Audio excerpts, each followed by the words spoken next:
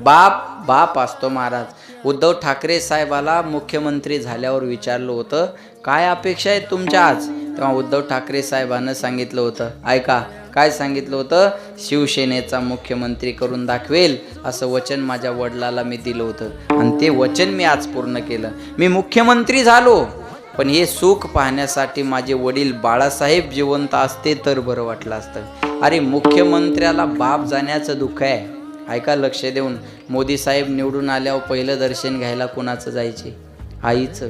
आईचं अरे 140 करोड जनतेचा मालक आहे जगामध्ये, मोदी साहेबासारखी क्रेज कोणाची नाही आहे।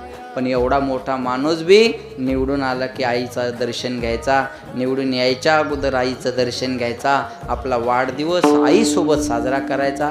अरे भारताच्या पंतप्रधानाला जर आईच्या आशीर्वादाची गरज आहे, माजी मुख्यमंत्र्याला जर बाप जाण्याचं दुःख आहे,